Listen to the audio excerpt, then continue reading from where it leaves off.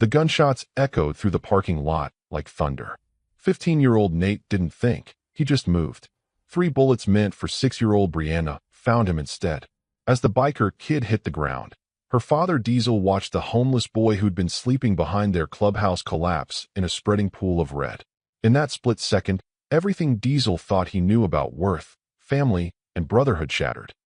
What happened in the next 72 hours would expose a truth so devastating, it would bring an entire town to its knees. But first, someone had to survive the night. Most people never noticed Nate at all. That's exactly how he wanted it. For 3 months, the 15-year-old had lived in the narrow space between the dumpster and the chain-link fence behind the Iron Cross Motorcycle Club's headquarters in Riverside. It wasn't much. Just enough room to lay out the flattened cardboard boxes he used as a mattress, with a tarp overhead when it rained. But it was hidden, safe, and that's all that mattered when you were a kid trying to survive on the streets alone. Nate had a rule that had kept him alive for the 3 months he'd been living behind the Iron Cross Clubhouse. Never be seen, never be remembered, never be a problem. He moved like a ghost through his days. Before sunrise, he'd roll up his cardboard, stuff his few belongings into a torn backpack, and disappear before the first biker arrived. He'd spend his mornings walking the residential streets 6 blocks away, collecting aluminum cans from recycling bins, keeping his head down, staying invisible. By noon, he'd cash in his haul at the scrapyard, usually enough for a gas station sandwich and a bottle of water. Sometimes, if he'd had a good morning, maybe a bag of chips too. The afternoons were for watching. He'd return to his spot behind the clubhouse, slipping through a gap in the fence that nobody else seemed to know about, and he'd settle into his corner with his back against the brick wall. From there, hidden behind the dumpster, he could see almost everything that happened in the Iron Cross parking lot. He watched the bikers come and go. Big men with scarred knuckles and leather vests covered in patches. Men who moved with the kind of confidence that came from knowing they were dangerous and not caring who knew it. Nate had been around enough trouble in his 15 years to recognize real danger when he saw it. These men were the real thing. But he also noticed something else. He noticed how they looked out for each other. How they'd stop and talk, clap each other on the shoulders, laugh at jokes he couldn't hear. How they'd work together to fix someone's bike in the lot, passing tools back and forth without needing to ask. It was the kind of brotherhood Nate had never known. The kind that made something inside his chest ache in a way he didn't have words for. But more than anything else, he watched the little girl. Every afternoon around 4 o'clock, a massive biker with a gray beard and a leather vest marked with VP pulled up on a midnight blue Harley. The man's name was Diesel. Nate had heard the others call him that, and within minutes, a small figure would come running out of the clubhouse door. 6 years old, maybe 7. Dark pigtails bouncing. Pink backpack nearly as big as she was. She'd run straight to Diesel with her arms spread wide, and he'd scoop her up like she weighed nothing at all, spinning her around while she shrieked with laughter. Her name was Brianna. Nate had heard that too. He watched the way Diesel's whole face changed when he looked at his daughter. The hard edges softened. The dangerous man became just a father, listening intently as Brianna chattered about her day at school, holding her hand as they walked to his bike, carefully securing her helmet before his own. It was the kind of love Nate recognized because he'd seen it once, a long time ago, in memories that felt more like dreams now. The bikers had no idea Nate had been watching them. They especially didn't know he'd been watching the silver sedan that had been circling their block for the past 5 days. Always at the same time. Always slowing down when Brianna came outside. Nate didn't know what it meant, but he knew predators when he saw them. He'd learned that lesson in foster homes where the smiling faces at the dinner table turned into monsters after dark. He'd learned it from men who circled vulnerable kids like sharks, looking for the weak ones, the alone ones, the ones nobody would miss. And he knew, with a certainty that lived in his bones, that whoever was driving that silver sedan wasn't just driving by. They were hunting. If you believe that every life has value, even the ones society forgets, drop a comment saying, Nate deserved better.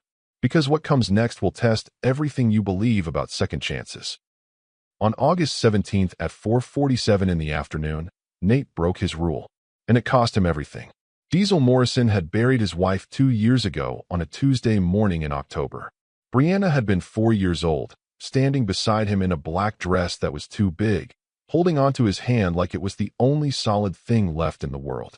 Cancer had taken Michelle in 6 brutal months, and when she died, she'd made Diesel promise one thing: keep their daughter safe.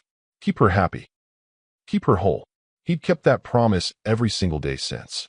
Being the vice president of the Iron Cross Motorcycle Club meant Diesel had responsibilities. The club came first. That was the code they all lived by. But Brianna came before the code. She came before everything.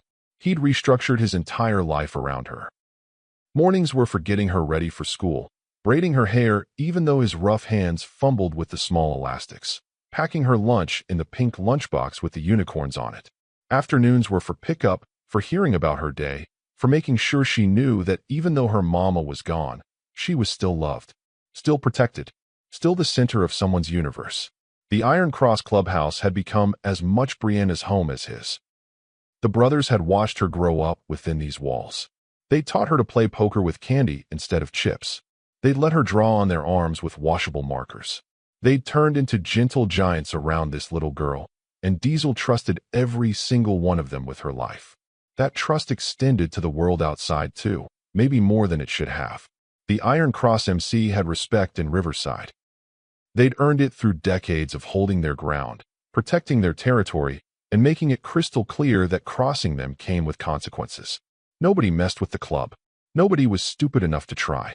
That reputation was armor, and Diesel had worn it so long he'd forgotten it could be pierced. On the afternoon of August 17th, Diesel pulled into the clubhouse lot on his Harley at his usual time.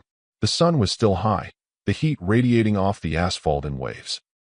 3 other bikes were parked near the entrance. Inside, he could hear the low rumble of voices, someone laughing, the crack of pool balls connecting. Normal. Safe. Home. He'd just killed the engine when he noticed the silver sedan parked across the street. It wasn't unusual for cars to park on that block. There was a convenience store 2 doors down, a laundromat on the corner. But something about the way the car sat there, engine running, windows tinted dark, made the hair on the back of Diesel's neck stand up. He'd spent 2 tours in Afghanistan before coming home and patching into the club. He'd learned to trust his instincts about threats. And right now, those instincts were whispering. He watched the sedan for a moment. It didn't move. Nobody got out. Diesel shook his head, dismissing it. Probably just someone waiting for a passenger. Maybe someone on their phone before heading into the store. He was getting paranoid in his old age.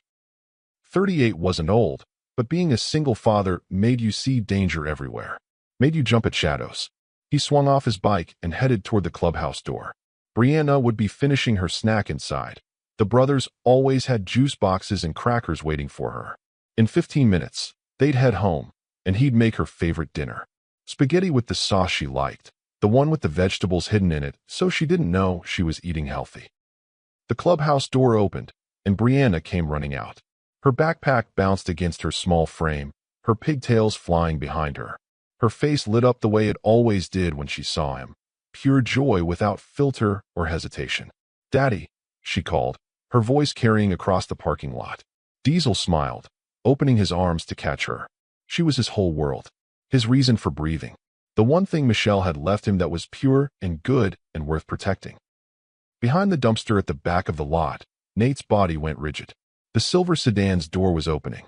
Diesel would replay this moment 1,000 times afterward. The silver sedan pulling up. His daughter running toward the clubhouse door with her backpack bouncing. The way the car door opened. And the one person who saw it all happening before anyone else could move. Nobody knew why the sedan came that day. Not yet. But in 72 hours, they'd discover the hit wasn't random. It was personal. And it was connected to a woman the Iron Cross MC thought they'd left in the past. Nate saw the gun before anyone else did. The man stepping out of the silver sedan moved with purpose, his hand already reaching inside his jacket. Nate had seen enough violence in his 15 years to recognize the motion. He knew what came next. He knew what a gun looked like when it cleared a waistband. And he knew, with absolute clarity, exactly where that barrel was pointing. At Brianna. The little girl was running across the parking lot, her pink backpack bouncing, her small voice calling out for her daddy. She had no idea. Nobody did. Diesel was turning toward her, arms opening for a hug, his back to the street. The other bikers were inside. The afternoon sun was bright and warm, and a man with a gun was taking aim at a 6-year-old child.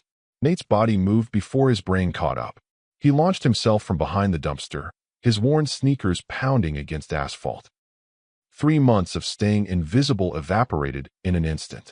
He didn't think about the risk, didn't calculate the odds, didn't consider that he was just a skinny homeless kid throwing himself between a child and a bullet. He just ran.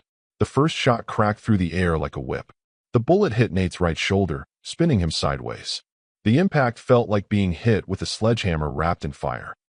His body twisted, but momentum kept him moving forward, kept him between the gunman and Brianna.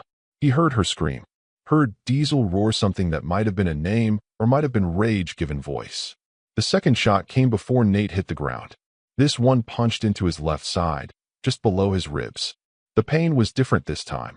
Deeper, sharper, stealing his breath. He felt his legs give out, felt the asphalt rushing up to meet him. But even falling, he kept his body angled between the shooter and the little girl. Even dying, he was a shield. The third bullet grazed his skull as he collapsed. It carved a burning line across his temple, and suddenly the world was red and blurry and far away. He heard more screaming, heard the squeal of tires, heard boots pounding across pavement and voices shouting words that didn't make sense anymore. His cheek pressed against the hot asphalt, and he could see Brianna's pink sneakers just a few feet away. She was still standing, still whole, still alive. He'd done it. Whatever happened next, he'd done it. The parking lot erupted into chaos. Bikers poured out of the clubhouse, some running toward the street where the silver sedan was already speeding away, others rushing toward the fallen teenager and the screaming child. Diesel reached Brianna first, his hands running over her frantically, checking for wounds, for blood, for any sign that the bullets had found her.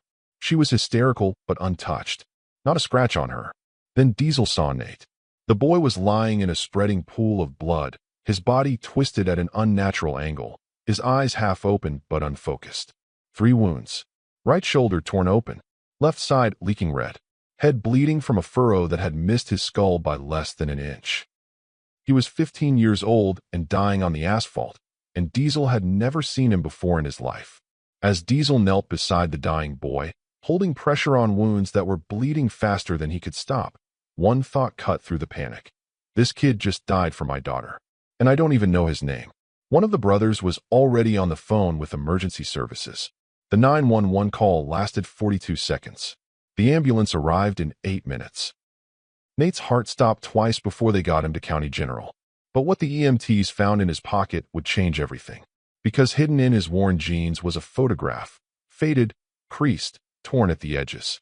And the face in that photograph was someone Diesel recognized. Someone who was supposed to be dead. If you're the kind of person who believes heroes don't need a home to be brave, hit that subscribe button. Because this story is about to reveal why some people are willing to give up everything, even for strangers. County General's emergency room had seen its share of trauma, but even the veteran nurses paused when the paramedics wheeled Nate through the doors. 3 gunshot wounds. Massive blood loss. 15 years old. The trauma team descended on him like a coordinated swarm, barking orders, cutting away his clothes, searching for veins that had already collapsed. Behind them, 6 bikers in leather vests filled the waiting room, their presence turning heads and raising eyebrows. Diesel sat in a plastic chair with Brianna curled in his lap, her face buried against his chest. She hadn't stopped shaking since the shooting. He could feel her small body trembling, could hear her ragged breathing, could smell the fear coming off her in waves. His own hands were still covered in blood. The boy's blood. A stranger's blood. Blood that had been spilled to save his daughter's life. Is the boy going to die, Daddy? Brianna whispered against his shirt. Diesel's throat closed up. He didn't know how to answer that. The paramedics hadn't made any promises. They'd used words like critical and unstable and significant trauma. They'd worked on Nate for the entire 8-minute ride to the hospital, bringing him back when his heart stopped, then again when it stopped a second time. Diesel had followed in his truck, gripping the steering wheel so hard his knuckles went white, trying to process what he'd witnessed. A homeless kid, because that's what Nate clearly was, based on his clothes and condition, had thrown himself in front of 3 bullets meant for Brianna. A kid who had nothing had given up everything. I don't know, sweetheart, Diesel finally said, his voice rough. But the doctors are doing everything they can. The other club members stood in a loose circle around Diesel's chair. Tank, the club's sergeant-at-arms, was on his phone trying to get information. Ace was pacing near the entrance. Gunnar sat against the wall, his jaw clenched, his eyes fixed on the trauma room doors. They didn't know the kid either. But the club had a code that went deeper than patches and bylaws. You didn't abandon someone who saved your family. You didn't turn your back on a brother in need. And anyone who took bullets for one of their own was a brother, whether they wore the vest or not. The police arrived within 20 minutes. Detective Sarah Caraway was a 15-year veteran of Riverside PD, a woman in her mid-40s with sharp eyes and a reputation for getting answers. She'd dealt with the Iron Cross MC before, mostly bar fights and noise complaints, nothing serious. But this was different. This was attempted murder, and the victim was a child. She approached Diesel carefully, her badge visible, her posture non-threatening. "Mr. Morrison, I need to ask you some questions about what happened."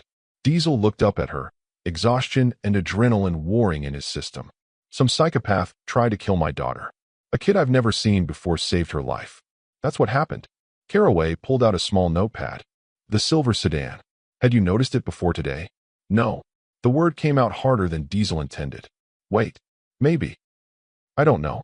There was a car parked across the street. I saw it, but I didn't think." His voice cracked.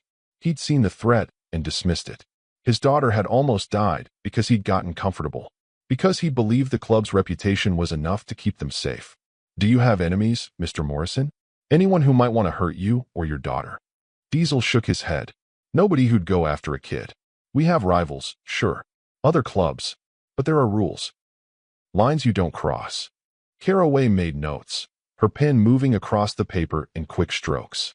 She asked about recent conflicts, about business dealings, about anyone who might hold a grudge. Diesel answered as best he could, but his mind kept drifting back to the boy in surgery, the stranger who'd saved Brianna without hesitation. "Detective," Tank interrupted, walking over from where he'd been talking to the hospital staff. "The kid had something in his pocket. The EMTs logged it with his personal effects." Caraway's eyes sharpened. "What kind of something?" "A photograph." 10 minutes later, Caraway returned from the evidence locker with a clear plastic bag. Inside was a photograph, worn and faded from years of handling. The edges were torn. The crease marks suggested it had been folded and unfolded countless times. But the image was still clear enough. When Detective Caraway showed Diesel the photograph, the room went dead silent. Because Victoria Reese hadn't just been connected to the Iron Cross MC. She'd been Diesel's first love. The woman who'd left him 16 years ago with nothing but a note and a broken heart. The woman who died in a car accident when her son was barely 2 years old. Except now, looking at that photograph, Diesel was doing math that didn't add up.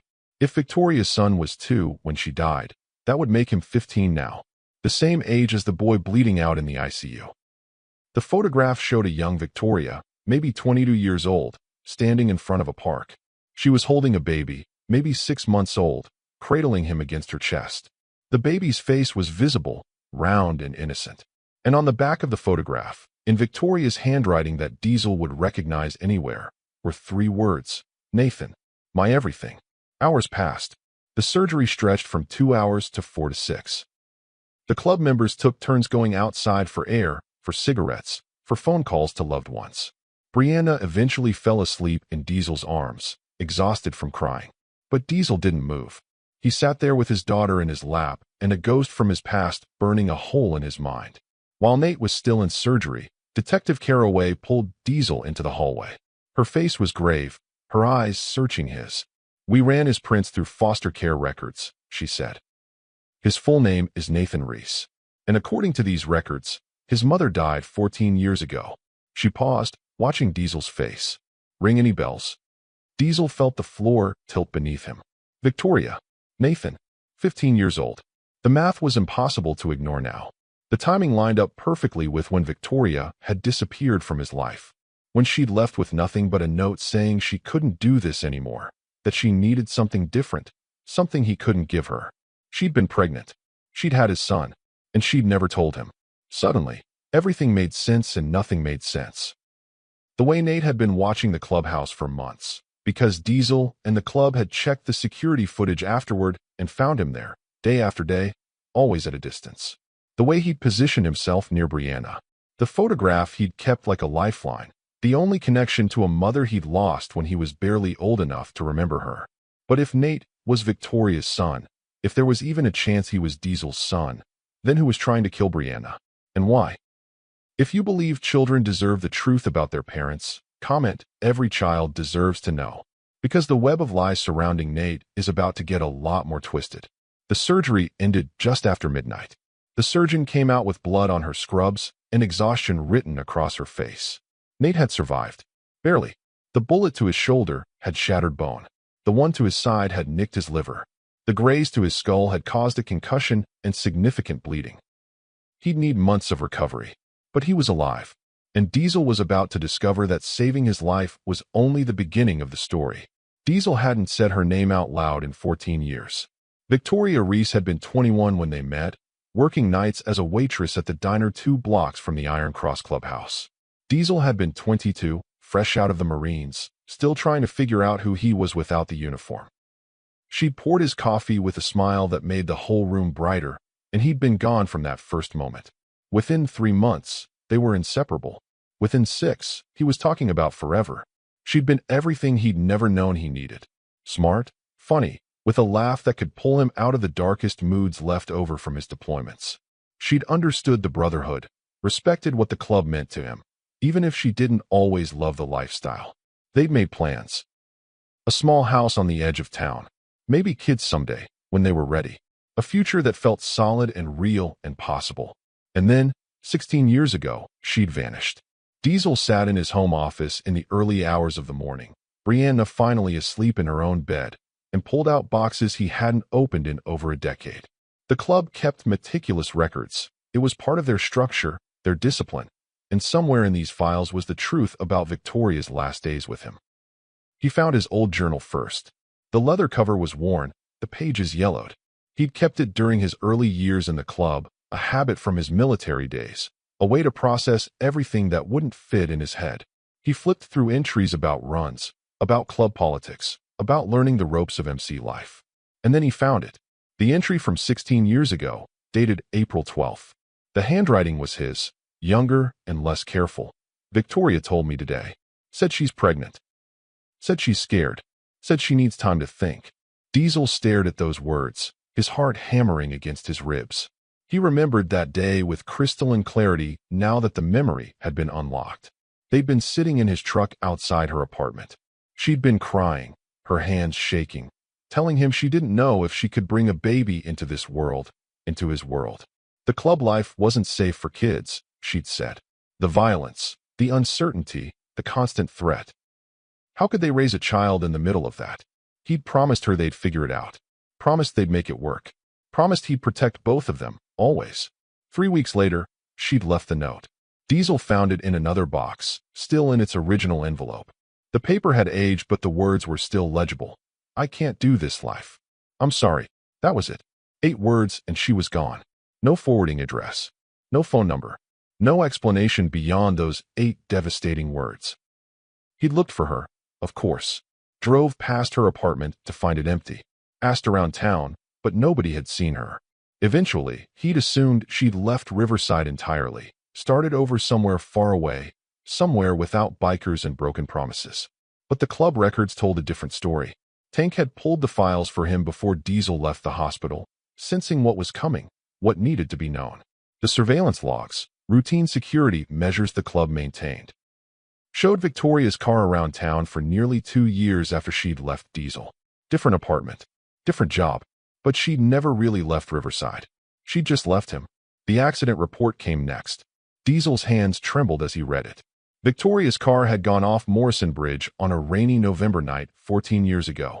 The vehicle had plunged into the river below. Her body had been recovered 3 days later. The police investigation concluded it was an accident. Poor visibility, wet roads, a single vehicle collision with the guardrail that sent her over the edge. No signs of foul play. No indication of suicide. Just a tragic accident that left a 2-year-old boy without a mother. Child Protective Services records showed that Nathan Reese, age 2, had been placed into emergency foster care the day after his mother's body was found. Victoria was listed as the only parent. The father's name on Nathan's birth certificate was blank. Just a dash where a name should have been. No family came forward to claim the boy. No father appeared to take responsibility. Nathan became a ward of the state, shuffled into a system that would define the next 13 years of his life. Diesel pulled out his old journal again and flipped forward, reading entries from the months after Victoria left. There was pain in those pages, anger and confusion and grief for the future they'd lost. But nowhere, in any of those entries, had he written about her being pregnant, because she'd never told him for certain. She'd said she needed time to think, and then she'd disappeared before giving him an answer. She'd made her choice. She'd chosen to raise their son alone rather than raise him in the MC world. And then she died, leaving Nathan with nothing. No father, no family, no protection from the very thing Victoria had been trying to escape. The math was simple. The truth was impossible. Nate might be his son, and if that was true, then the bullet meant for Brianna might have been meant for his bloodline. Diesel's phone rang at 4 a.m. It was the hospital. His heart stopped, fearing the worst. But the nurse's voice was calm, if urgent. "Mr. Morrison, you asked us to call if there were any changes." Nathan's condition destabilized about 20 minutes ago. His heart stopped. The code team was able to revive him, but he was without oxygen for 90 seconds. He's stable now, but he regained consciousness briefly. "Did he say anything?" Diesel asked, already grabbing his keys. There was a pause. The attending nurse wrote it down. "He only said 3 words before losing consciousness again. He found us." While Diesel was putting pieces together, Nate had flatlined. For 90 seconds, the machine screamed and doctors fought. When they got him back, he whispered 3 words that the nurse wrote down. 3 words that would crack the case wide open. "He found us." Diesel drove through the empty pre-dawn streets, his mind racing faster than his truck. He found us. Not he found me. Us. Victoria and Nathan. Someone had been looking for them. Someone had found them. And if that someone had caused Victoria's accident 14 years ago, then that same someone might have just tried to finish what they started by killing Nathan. And Brianna had been collateral damage. Wrong place, wrong time, wrong bloodline. By the time Diesel reached County General, the sun was starting to rise over Riverside. Detective Caraway was already there, standing outside the ICU with a file folder under her arm and an expression that told Diesel everything was about to change. She'd been digging too, and she'd found something. The ghost of Victoria Reese was about to reveal secrets that had been buried for 14 years. And those secrets were going to explain why a homeless teenager had taken 3 bullets to protect a little girl he'd never met. Because family wasn't always about what you knew. Sometimes it was about what you felt in your bones, even when everyone had tried to keep you from the truth. Detective Caraway handed Diesel the file as they stood in the hospital corridor. It was thick, held together with rubber bands, the pages worn from being opened and closed too many times. The label read, "Nathan Reese, Case 847392. Inside was the complete documentation of a childhood that never should have happened. "I pulled everything from CPS," Caraway said quietly. "You need to see what this kid survived." Diesel opened the file. The first page was an intake form dated 14 years ago. Subject, Nathan Reese, male, age 2 years, for months. Reason for placement, mother deceased, no identifiable father, no living relatives willing to assume custody. And below that, a photograph. A little boy with dark hair and wide, confused eyes, staring at a camera held by a stranger. He was holding a stuffed rabbit, gripping it like it was the only solid thing left in his world. Nate had been 2 years old when his mother died. Too young to understand death, too young to process loss, old enough to know that the one person who'd loved him was suddenly gone.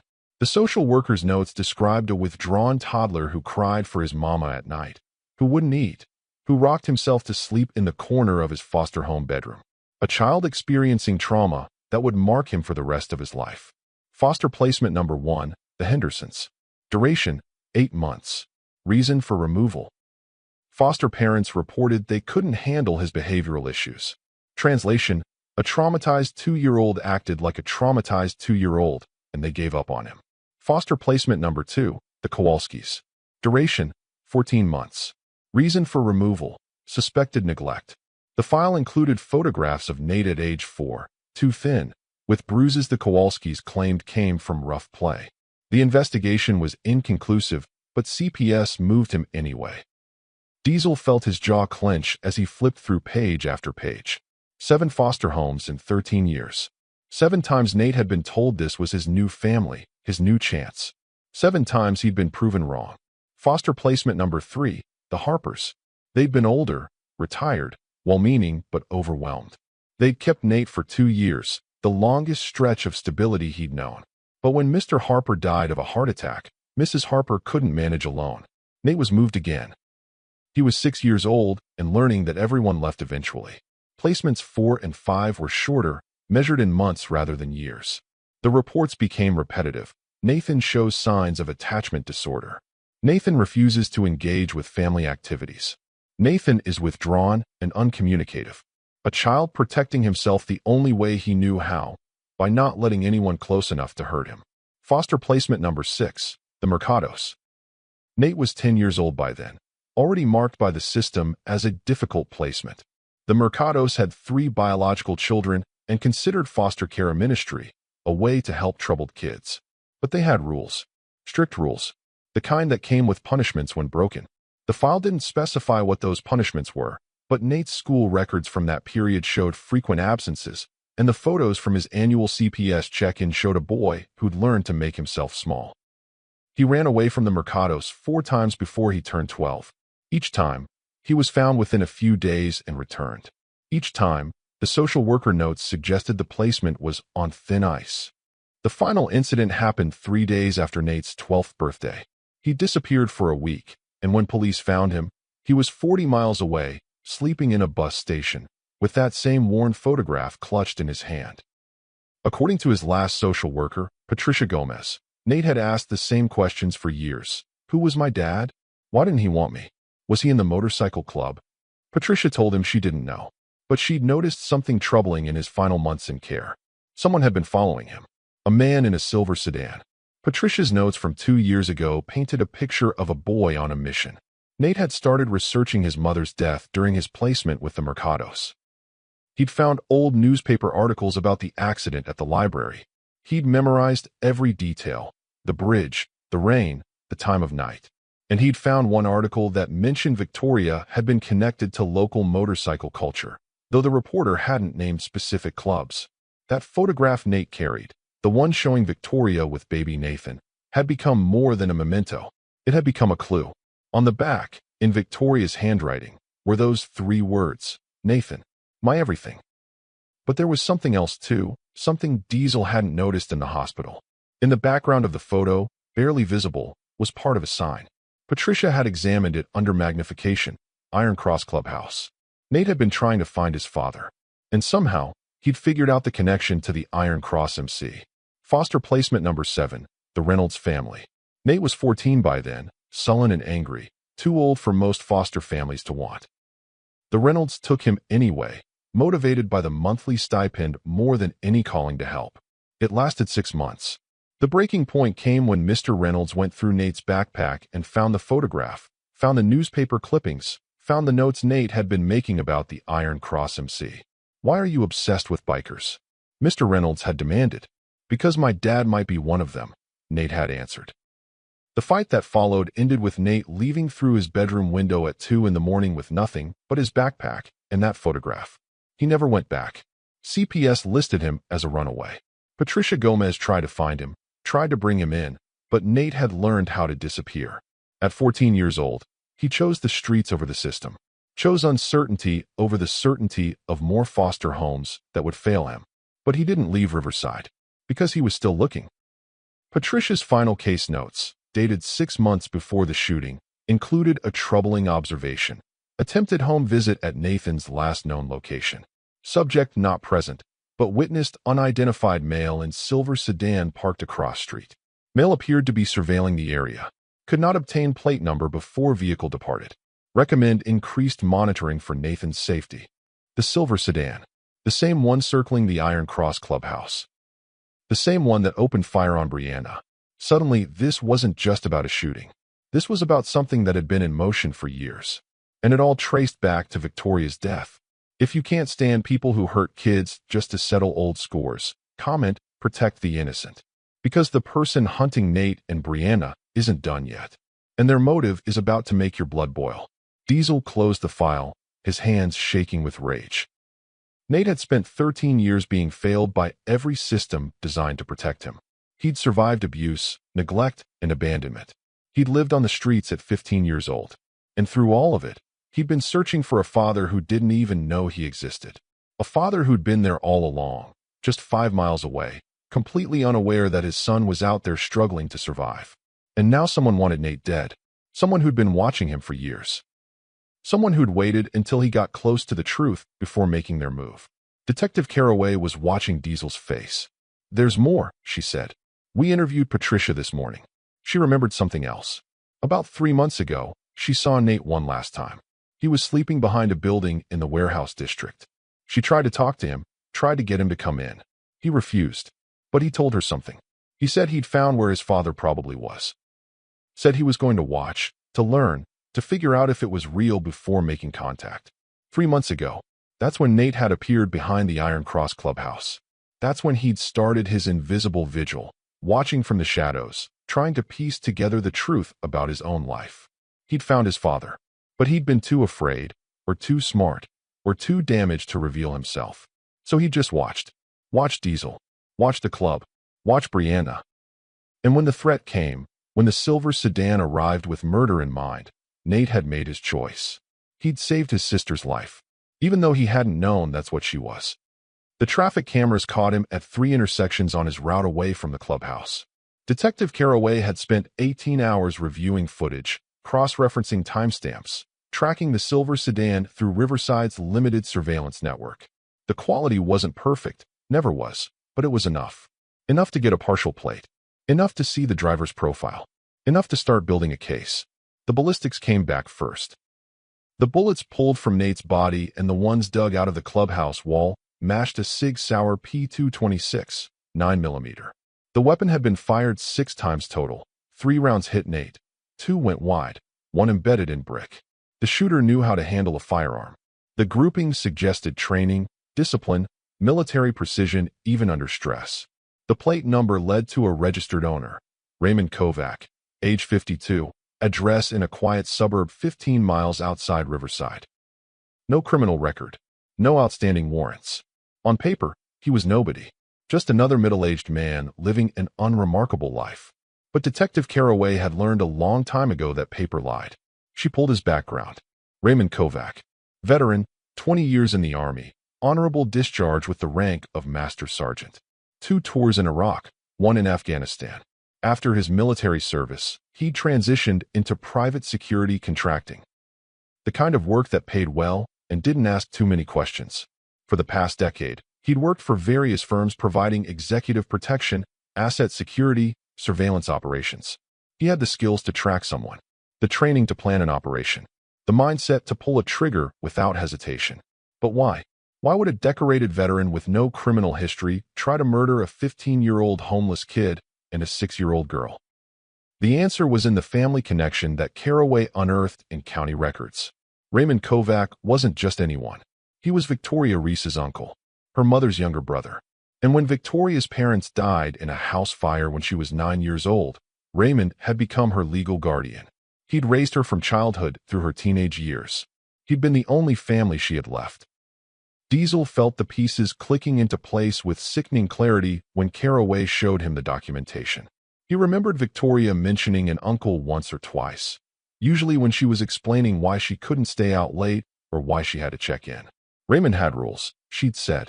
He was protective, maybe too protective, but she'd always said it with affection, with gratitude for the man who'd stepped up when her world fell apart. Diesel had never met him. Victoria had kept that part of her life separate, and at 22 years old, Diesel hadn't pushed. Now he understood why. Raymond had opposed the relationship from the beginning. The police interview with Victoria's former co-workers from the diner painted a disturbing picture. Raymond used to come by sometimes, they said. He'd sit in the corner booth and watch Victoria work. He'd ask questions about who she talked to, who seemed too friendly. One waitress remembered him confronting Diesel in the parking lot once, warning him to stay away from his niece, telling him that bikers were trash and Victoria deserved better. Diesel had no memory of this confrontation. It must have been early on, before things got serious, and he'd probably dismissed it as an overprotective relative posturing. But Victoria had taken it seriously. She'd started meeting Diesel away from the diner, away from anywhere Raymond might see them. She'd kept their relationship hidden from him as much as possible. And when she got pregnant, she'd faced an impossible choice. Child Protective Services records included documentation from Victoria's brief interactions with social services during her pregnancy. She'd gone in once, asking about resources for single mothers, asking what her options were. The social worker had noted that Victoria seemed conflicted and fearful, but refused to name the father. When asked if she felt safe, Victoria had said yes. When asked if anyone was pressuring her about the pregnancy, she'd gone quiet and left without finishing the intake process. Detective Caraway had tracked down that social worker, now retired. The woman remembered Victoria clearly. She was terrified of someone, the social worker recalled. Not the baby's father. She talked about him with love, with regret. She was scared of someone else. Someone who would be angry if they found out. Someone who wouldn't accept her choice. Raymond had found out anyway. Neighbors from Victoria's old apartment building remembered the shouting match that happened in the parking lot when she was about 7 months pregnant. A big man, military bearing, screaming at a pregnant young woman about throwing her life away, about biker trash, about refusing to let her destroy herself. Victoria had screamed back that it was her life, her choice, her baby, that he needed to let her go. Raymond had cut her off completely after that fight. Stopped calling. Stopped visiting. Victoria had told friends she was relieved, that maybe now she could live her own life. She'd started making plans to tell Diesel about the baby, to try to build something real together. Then Nathan was born, and Victoria's fear returned. The few friends she'd kept in touch with said she became paranoid, constantly looking over her shoulder, afraid Raymond would find out where she lived, would try to take the baby, would try to control her again. She kept Diesel's name off the birth certificate to protect him, to protect Nathan, to keep Raymond from connecting the dots. For 2 years, she'd managed to stay hidden.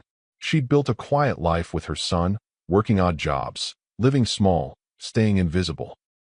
Until the night her car went off Morrison Bridge. Detective Caraway pulled out the accident report again, but this time she showed Diesel the photographs that hadn't been included in the public record. Close-ups of Victoria's car after it was pulled from the river. There was damage to the rear bumper. Paint transfer. Evidence that another vehicle had made contact shortly before Victoria went over the edge. The original investigation ruled it accidental, Caraway said. But I called in a favor with the State Police Collision Reconstruction Unit. They reviewed these photos. Their assessment? Victoria's car was hit from behind with significant force, enough to send her through the guardrail. This wasn't an accident.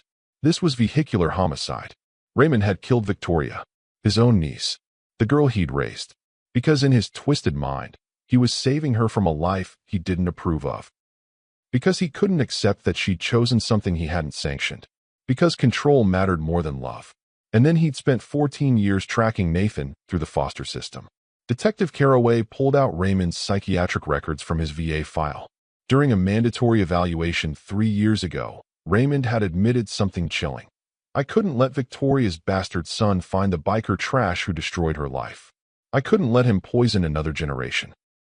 The psychologist had flagged it, but Raymond had been cleared for duty. And now he'd escalated from surveillance to murder. Raymond wasn't just trying to kill Nate. He was trying to eliminate Diesel's entire bloodline. Because in Raymond's twisted mind, Diesel had ruined Victoria's life, caused her death, and needed to pay. First Victoria's son, then Diesel's daughter. A life for a life. A child for a child. And he wasn't finished. The realization hit Diesel like a physical blow. Raymond had killed Victoria to protect her. And now he was trying to kill both of Diesel's children, the son he'd never known about and the daughter he'd raised, to complete some sick revenge fantasy. Raymond had convinced himself he was righting wrongs, delivering justice, protecting Victoria's memory by erasing every trace of the man he blamed for her death. If you believe criminals who threaten children should face the full weight of justice, smash that like button. Because this community needs to show that we stand against violence targeting kids.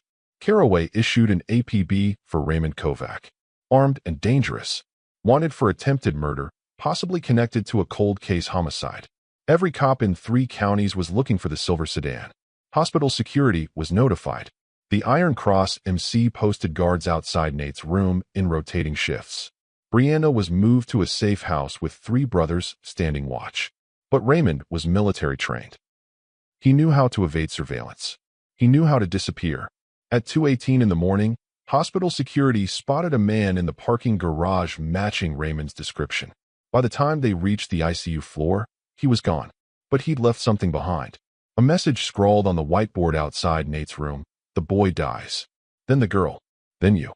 Raymond Kovac wasn't finished. And now everyone knew he was coming back. Diesel requested the DNA test within 24 hours of learning Nate's full identity.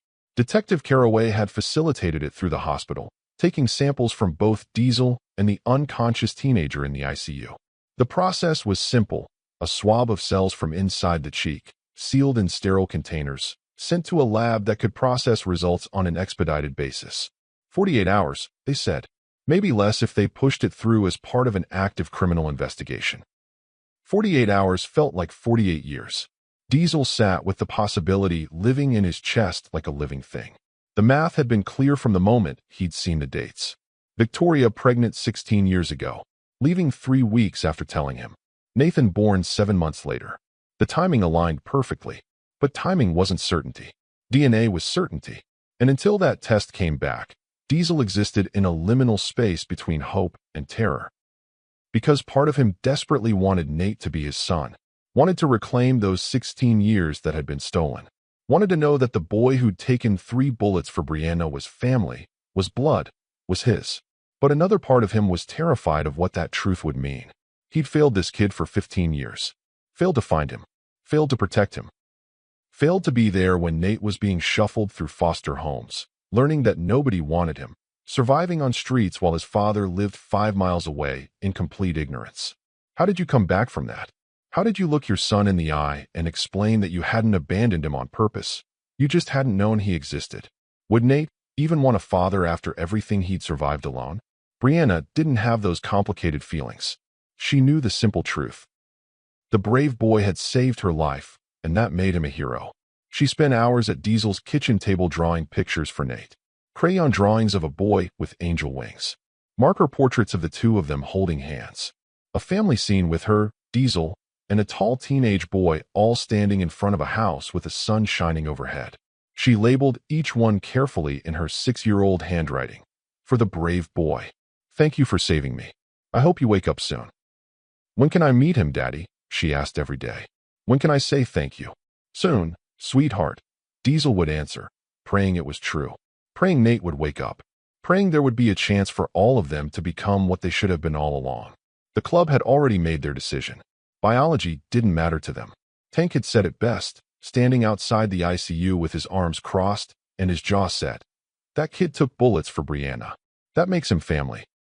I don't care what any test says. He's ours now. The others agreed. Ace had already looked into getting Nate proper identification once he was discharged. Gunnar was talking about teaching him to ride once he healed. Widow, the club's oldest member, had quietly started setting up a room at the clubhouse. A real room with a bed and a desk and everything a teenager might need. They weren't waiting for DNA confirmation. They were preparing for Nate to have a home, regardless of paternity. But Diesel needed to know. Not because it would change how he felt. He already knew he'd take responsibility for this kid, protect him, give him the life he should have had. But because Nate deserved to know. Deserved to have the answer to the question he'd been asking his whole life. Deserved to know if the father he'd been searching for was real or just another dead end in a lifetime of disappointments. The call came on a Thursday afternoon. Diesel was at the hospital, sitting in the ICU waiting room with Tank and Ace, when his phone rang. The number was from County General's main line. He stepped into the hallway to take it, his heart hammering against his ribs. Mr. Morrison, this is Dr. Chun from the hospital lab. I have the results of the paternity test you requested. Diesel's mouth went dry, and the doctor's voice was neutral, clinical, delivering information without judgment or emotion. Mr. Morrison, the DNA test shows a 99.97% probability of paternity. Nathan Reese is your biological son. Diesel sat down hard on a bench in the hallway, phone in his hand, and felt 16 years of grief and rage and loss crystallize into one simple truth. He had a son. He'd always had a son, and he'd never known. Because Victoria had died keeping that secret, and Raymond had spent 14 years making sure it stayed buried. The tears came without permission. Diesel Morrison, vice president of the Iron Cross MC, combat veteran, man who'd seen death and dealt it out when necessary, sat alone in a hospital corridor and wept. For Victoria, who'd tried to protect their son and died for it. For Nate, who'd suffered through 15 years of abandonment and abuse. For himself, for the father he could have been if only he'd known. For all the moments they'd lost. The birthdays, the scraped knees, the school plays, the first bike ride. All of it gone, stolen by fear and violence and one man's obsessive need to control. But Nate was alive. Against every odd, despite 3 bullets and 14 years in hell, Nate was alive. And that meant they had a chance. Not to reclaim what was lost, that was gone forever, but to build something new, something real, something that looked like family. Everything made sense now. Victoria's sudden departure, her refusal to name the father, her determination to keep Nate away from the MC life. She'd been protecting her baby from the violence and danger she'd seen in that world. She'd watched Diesel's brothers get arrested, get shot, get killed. She'd seen the raids and the rivalries and the constant threat. And she'd decided that her son deserved better, deserved safety over blood, deserved a chance at a normal life. But in trying to protect him, she'd left him with nothing. No father, no family, no protection from the man who would eventually hunt him. Her fear had destroyed the very thing she'd been trying to save. And now Diesel had to live with the knowledge that if Victoria had just trusted him, if she'd just told him the truth, Nate might have had a completely different life. Might have grown up knowing he was loved. Might never have spent 13 years being broken by a system designed to protect him. Diesel walked back into Nate's ICU room and looked at the unconscious teenager, his son, covered in bandages and tubes. The machines beeped their steady rhythm. The ventilator whooshed. Nate's face was pale, bruised, too thin from months of street living. But Diesel could see it now. Could see Victoria in the shape of his jaw. Could see himself in the slope of his nose. Could see the truth written in features he'd looked at a dozen times without recognizing. He sat down beside the bed and took the boy's hand for the first time. The hand was rough with calluses, scarred from survival, cold to the touch. Diesel wrapped both of his hands around it, trying to share warmth, trying to share connection. "I'm here now," he whispered. "I've got you. And I'm never letting go again." Outside the room, 6 bikers stood watch. Tank and Ace, Gunner and Widow. 2 prospects whose names Diesel couldn't remember, but whose loyalty was absolute. They'd maintain this vigil until Nate woke up, until Raymond was caught, until this family, broken and strange and forged in violence, was safe. If you're the kind of person who believes family isn't just blood, it's showing up when it matters, hit subscribe and share this story. Because what happens next proves that some bonds are unbreakable. Inside, a father met his son for the first time in 16 years. The reunion was silent, one-sided, played out in a sterile room with machines as witnesses. But it was real. It was the beginning of something that should have started a decade and a half ago. But in a parking lot 3 miles away, Raymond Kovac loaded a fresh magazine into his Sig Sauer and checked his watch. The hospital had security, but security had patterns. Shifts changed. Attention wandered. He'd been watching for 2 days, learning their movements, finding their weaknesses. He had one more chance. And this time, he wouldn't miss. The fire alarm shattered the pre-dawn silence at 3:47 in the morning. County General's 5th floor erupted in chaos. Emergency lights strobed red and white down the corridors. The alarm shrieked its mechanical warning. Nurses rushed from room to room, checking on patients, preparing for evacuation protocols. The ICU was always the most complicated during emergencies. Patients on ventilators, on dialysis, too critical to move easily. But protocol was protocol. The staff began their practiced routine. In the parking garage 3 levels below, Raymond Kovac pulled the fire alarm station closed and moved toward the service stairwell. He'd watched the hospital's emergency procedures for 48 hours. He knew they'd focus on patient evacuation first. He knew security would be pulled toward the primary exits. He knew he had a window, narrow but viable, to reach the 5th floor ICU before anyone realized the fire alarm was a diversion. He carried 2 handguns. The Sig Sauer that had already tasted blood and a backup Glock 9mm. 42 rounds total between both weapons and his spare magazines. More than enough for what needed to be done. He'd served his country for 20 years. He'd protected diplomats in war zones. He'd survived ambushes and firefights in situations that would have broken lesser men. This was just another mission, just another objective that required completion.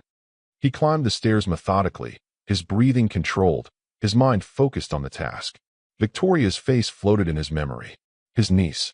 The girl he'd raised from 9 years old. The girl who'd thrown her life away for biker trash. He tried to save her, tried to protect her from her own worst decisions. And when she'd refused to listen, when she'd chosen that life over his guidance, he'd done what needed to be done. He'd ended her suffering before it could get worse. Now he'd finish what he'd started. The boy first, then the girl if he could reach her, then Diesel Morrison if the universe was merciful enough to grant him that final justice. Tank saw him first. The big sergeant-at-arms had been posted at the end of the hallway, positioned where he could see both the elevators and the stairwell entrance. When the fire alarm went off, his instincts screamed trap. He'd radioed the others immediately, told them to lock down, to assume threat. And when the stairwell door opened and a man with military bearing and a gun in each hand stepped through, Tank didn't hesitate. "We've got him." Tank's voice carried down the hallway. "Kovac is here." Hospital lockdown initiated too late. The security team was still 3 floors away, responding to the fire alarm, trying to coordinate evacuation. By the time they realized the alarm was false, Raymond was already moving through the 5th-floor corridors. Diesel had Brianna with him. He'd brought her to the hospital against his better judgment, but she'd begged to see the brave boy, to deliver her drawings, to be there when Nate woke up. Now he grabbed his daughter and ran for the nearest secure room, a supply closet with a lock, barely big enough for both of them. He pushed her inside. "Stay here," he ordered, his voice hard with command. "Don't open this door for anyone but me. You understand?" Brianna's eyes were wide with terror, but she nodded. She'd heard the alarm. She'd seen her father's face change. She knew something bad was happening. Diesel locked the door from the outside and pocketed the key. Then he ran back, toward the ICU, toward his son, toward the confrontation that had been building for 16 years. The club formed their defensive perimeter without needing orders. 6 bikers positioned themselves in the hallway outside Nate's room. Tank in the center. Ace and Gunner flanking him. Widow and 2 prospects forming the second line. They wore no colors tonight, just jeans and t-shirts, trying to blend in during their vigil. But their stance was unmistakable. Their intent was clear. They were a wall of muscle and loyalty, and Raymond Kovac would have to go through them to reach the unconscious teenager behind the door. When Raymond rounded the corner to the ICU, he found 6 bikers blocking the hallway. No weapons, just bodies forming a wall. Raymond raised his gun. His face was twisted with something that might have been rage or grief, or the toxic combination of both. "That boy destroyed Victoria's life," he said, his voice shaking but his aim steady. "He should never have been born." Diesel stepped forward, moving through the line of bikers to stand in front. He positioned himself directly between Raymond's gun and Nate's door. His son's door. "That boy is my son," Diesel said, each word deliberate and final. "And you're going to have to kill me to get to him." Raymond's jaw clenched. "You ruined her. You got her pregnant and destroyed every chance she had for a real life. I tried to save her from you, tried to give her a way out. But she chose wrong. She always chose wrong. You killed her," Diesel said. The words hung in the air like an accusation and a verdict. "You murdered Victoria, your own niece, the girl you raised, because you couldn't control her anymore. I freed her." Raymond's voice cracked. "I freed her from a life chained to trash like you. And now I'm going to finish it. I'm going to erase the mistake she made. I'm going to." What happened next took 11 seconds. Raymond fired. The muzzle flash lit up the hallway. Diesel didn't move, didn't flinch, didn't step aside. The bullet hit him in the shoulder, spinning him sideways, but not down. Pain exploded through his body, but his legs stayed solid. Behind him, his son lay unconscious and defenseless. And Diesel Morrison would die before he let anyone reach that room. The other bikers rushed forward. Tank moved like a freight train despite his size. Ace came from the left, Gunner from the right. Raymond got off 2 more shots before they reached him. One bullet went wide, punching a hole in the ceiling tile. The other caught Tank in the side, but the big man kept coming. Tank hit Raymond like a linebacker, driving him back into the wall. The guns clattered to the floor. Ace kicked them away while Gunner pinned Raymond's arms. The veteran fought like a cornered animal, all training and desperation, but 3 men were too many. They took him down hard, pressing his face against the linoleum, securing his wrists with zip ties that Widow produced from his pocket. By the time hospital security arrived, Raymond was in custody. Diesel was bleeding from his shoulder, but still standing, and Nate, still unconscious in his ICU room, had never known how close death had come for him again. Paramedics rushed to treat Diesel and Tank. The bullet in Diesel's shoulder had gone straight through, missing bone and major vessels. He'd need stitches and antibiotics and rest, but he'd live. Tank's wound was more serious. The bullet had lodged near his ribs, requiring surgery. But the big man was already making jokes, telling the nurses he'd been through worse in bar fights. Police flooded the floor. Detective Caraway arrived within minutes, her face grim but satisfied. Raymond Kovac was in custody. Armed assault. Attempted murder. And with the new evidence about Victoria's death, they'd be adding homicide charges. He'd spend the rest of his life in prison. The threat was over. Diesel refused treatment until he could check on his son. He pushed past the paramedics and the police and the hospital staff, walking into Nate's room with blood soaking through his shirt and his shoulders screaming in agony. The machines still beeped their steady rhythm. Nate still breathed with mechanical assistance. Nothing had changed in that room, but everything had changed outside it. "We got him," Diesel whispered, taking Nate's hand again with his good arm. "You're safe now. Brianna's safe. He can't hurt you anymore. He can't hurt any of us." Outside the room, police were reading Raymond his rights. The man who'd killed his own niece and hunted his great-nephew for years was finally being held accountable. Justice was slow, but it had arrived. And in a supply closet 2 hallways away, Brianna waited behind a locked door, clutching her drawings for the brave boy, trusting that her father would come back for her. Because that's what fathers did. They protected. They fought. They came back. Detective Caraway conducted the interrogation in a small room at Riverside Police Department. Raymond Kovac sat across from her in handcuffs, his face bruised from where Tank had driven him into the wall, his military posture somehow still intact despite everything. He'd waived his right to an attorney. He wanted to talk. Wanted someone to understand why he'd done what he'd done. Victoria was 9 years old when her parents died, Raymond began, his voice steady despite the circumstances. The fire took them both. She had nobody else. I was her mother's younger brother, barely 30 myself. No idea how to raise a little girl. But she was family. So I stepped up. I gave her everything. A home. Stability. Rules. Structure. I taught her right from wrong. I kept her safe. Caraway listened without interrupting, her recorder capturing every word. She was a good kid, Raymond continued. Smart. Kind. She had a future. College scholarships. A chance to be something better than what we came from. And then she met him. The way Raymond said him dripped with venom. Diesel Morrison. Biker trash. Criminal. Everything I'd spent years protecting her from. I told her to stay away. Told her men like that only destroy the women stupid enough to love them. But she wouldn't listen. His hands clenched on the table. When she told me she was pregnant, I gave her a choice. Get rid of the baby and the biker, or lose me. Lose her home. Lose everything I'd given her. She chose him. Chose that life. So I cut her off. Detective Caraway leaned forward. But you didn't really cut her off, did you, Mr. Kovac? You kept tabs on her. Followed her. Watched her. Raymond's jaw tightened. I wanted to make sure she was okay. Even after she betrayed everything I'd taught her, she was still my responsibility. Still my niece.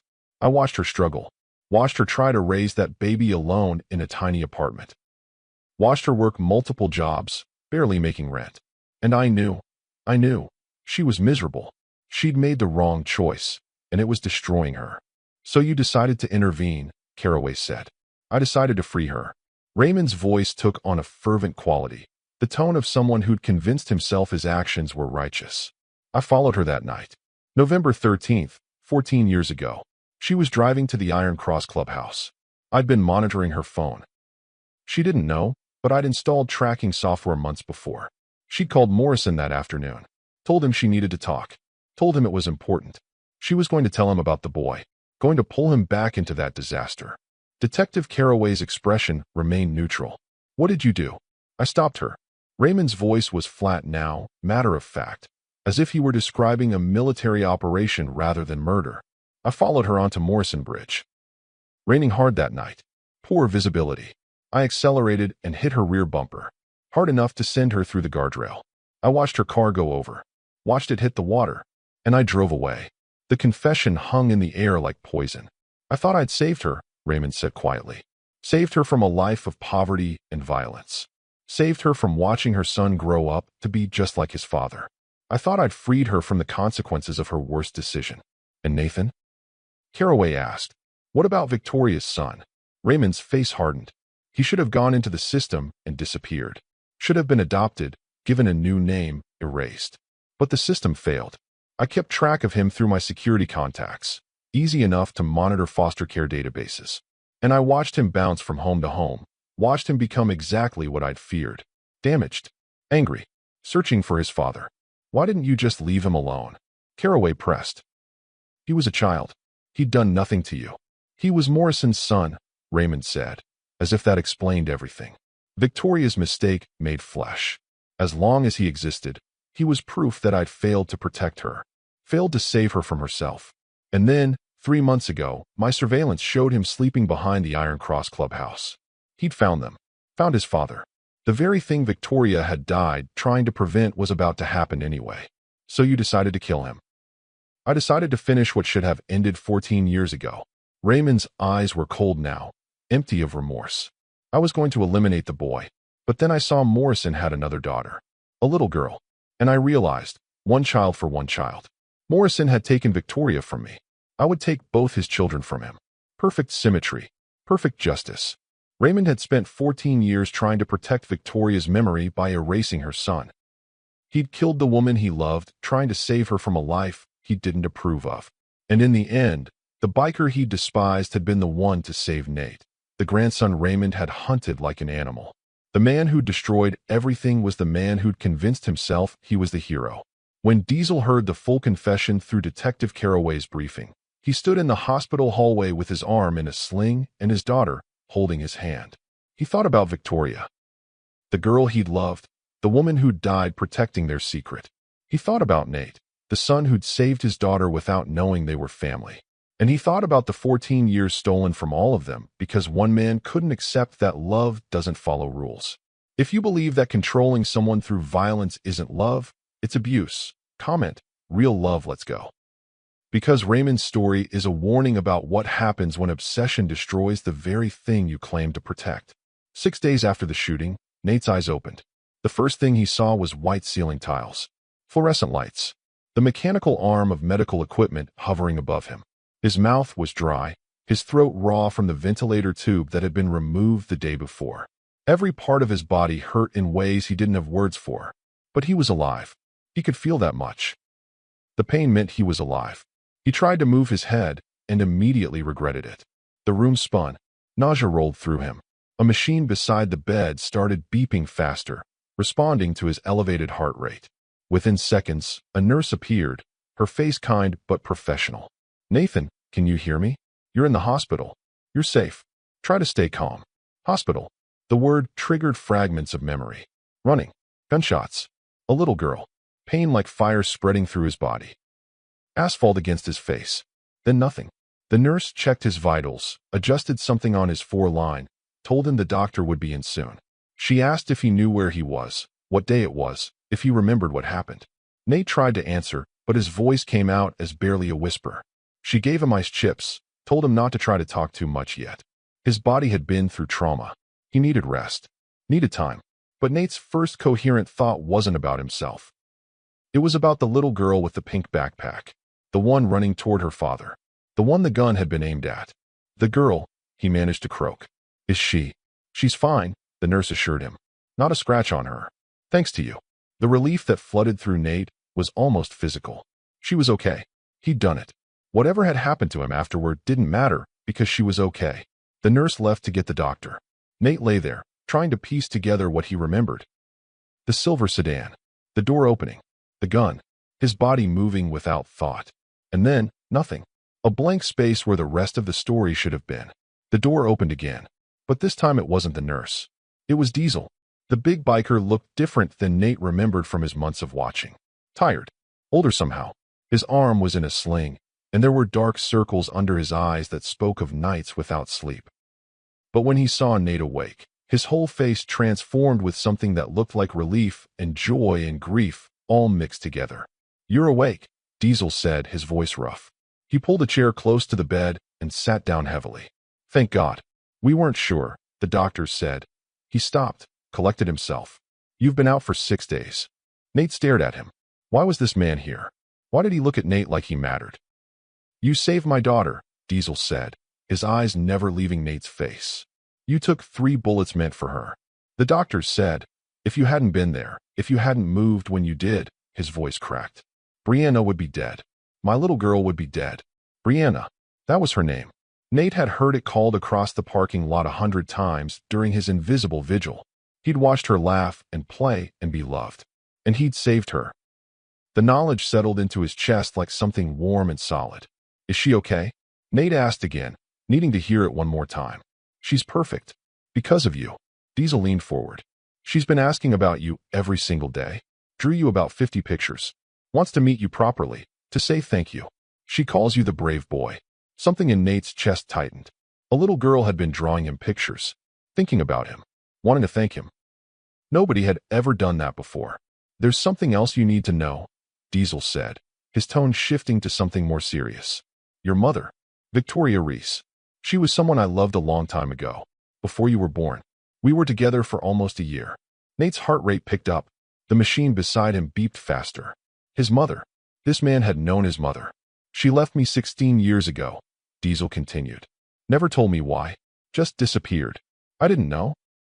He stopped, his jaw working. "I didn't know she was pregnant. Didn't know about you. If I had known, I would have, everything would have been different." The words hung in the air between them. Nate's mind was racing, trying to process what he was hearing. This man, Diesel, the vice president of the Iron Cross MC. The man Nate had been watching for 3 months. The man he'd wondered about every time he looked at the photograph of his mother. "You're my dad?" The question came out small, vulnerable, the voice of every abandoned child who'd ever asked why nobody wanted them. Diesel's eyes filled with tears. "I didn't know. But yeah, I'm your dad. And I'm not going anywhere." Nate had spent 15 years wondering who his father was. Spent 3 months watching the Iron Cross clubhouse, sensing some connection he couldn't name. Spent every night alone, believing nobody wanted him. Now, with tubes still in his chest and his body broken from saving a little girl, he had an answer and a choice. He could walk away, or he could let himself be found. He looked at Diesel, this big, scarred biker with tears running down his face, and asked the question he'd been afraid to ask his whole life. "Can I stay?" Diesel took his son's hand, careful of the 4-line, his grip warm and solid and real. "You're not going anywhere. You're home." 2 months later, Nate stood in the physical therapy room at County General, sweat dripping down his face, his right arm shaking as he tried to lift the 5-pound weight one more time. The bullet had shattered bone and torn through muscle. The doctors said he'd never have full strength back in that shoulder. But Nate was determined to prove them wrong. "Come on, one more rep," Diesel coached from beside him. "You've got this. Push through." Nate gritted his teeth and lifted. His arm screamed in protest, but the weight went up. Diesel clapped him on the back with his good hand. His own shoulder was still healing, though he refused to admit it bothered him.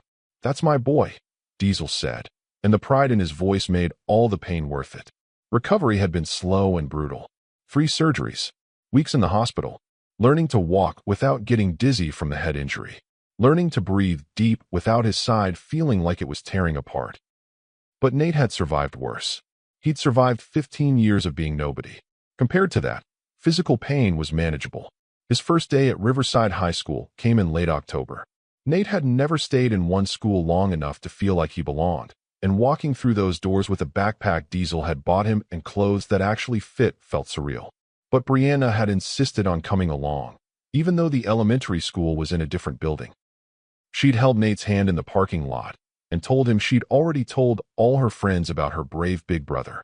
"You're going to do great," she'd said with absolute certainty. "And if anyone is mean to you, you tell me and I'll tell Daddy and the uncles will handle it." Nate had laughed at that. The idea of 6-year-old Brianna sicking a motorcycle club on school bullies. But the protective, fierce love in her voice had made his throat tight. She was his little sister. And she loved him like he'd always been there. The club threw him a delayed 16th birthday party at the clubhouse in November. Nate had never had a real birthday party before, just whatever the Foster families had grudgingly provided, usually a store-bought cake and an obligation gift card. But the Iron Cross MC went all out. Decorations. A massive cake that Widow had somehow baked himself. Presents piled on a table. And every single member of the club showed up to celebrate a kid they'd adopted as one of their own. Tank gave him a leather jacket. Not a club vest that had to be earned, but a good jacket that marked him as family. Ace gave him tools for working on bikes. Gunnar gave him books about motorcycle mechanics.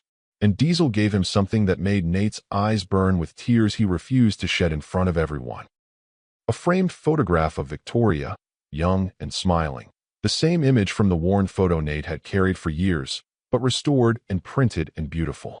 She was special, Diesel said quietly as Nate stared at his mother's face. And she made you. Don't ever forget that you come from love, even when everything else was hard. The motorcycle lessons started in December. Diesel had an old bike he'd been restoring, and he taught Nate the basics in the clubhouse parking lot. How to balance. How to shift. How to feel the machine respond to your body. Nate was a natural, picking it up faster than Diesel had expected. Maybe it was in his blood. Maybe it was just determination. Either way, watching his son learn to ride filled Diesel with a joy he hadn't known he could still feel. Nate's bedroom in Diesel's house had become a real space. Not temporary. Not borrowed. His. The photograph of Victoria hung on the wall in a place of honor. Beside it, Diesel had hung a new photograph. The three of them together, taken at Thanksgiving. Nate, Diesel, and Brianna. A family that had been forged in violence and blood, but had chosen each other anyway. They say heroes are born, not made. But Nate's story proves something different. Sometimes heroes are just kids who've survived so much pain that they refuse to let anyone else suffer. Sometimes family isn't who you're born to. It's who shows up when everything falls apart. And sometimes the greatest act of courage is letting yourself be loved after a lifetime of being alone. On Christmas morning, Brianna gave Nate a present wrapped in paper she'd decorated herself with markers and glitter. Inside was a hand-drawn picture of a boy with angel wings catching bullets. Under it, in her careful 6-year-old handwriting, "My hero, my brother." Nate put it on his wall next to his mother's photograph. He had a past now, a history that was painful but real. And finally, he had a future. If this story moved you, if you believe in second chances and the power of showing up for people who need you most, hit that subscribe button and drop a comment telling us what family means to you. Share this story with someone who needs to be reminded that it's never too late to find where you belong. Because Nate's journey shows us that sometimes the family we choose is the one that saves us. The silver sedan was crushed in a junkyard. Raymond Kovac was serving life without parole. Victoria's grave had fresh flowers every week, brought by the son she'd protected and the man she'd loved. And behind the Iron Cross Clubhouse, where a homeless boy once slept in the shadows, there was now just empty space. Because Nate wasn't invisible anymore. He was seen. He was loved. He was home.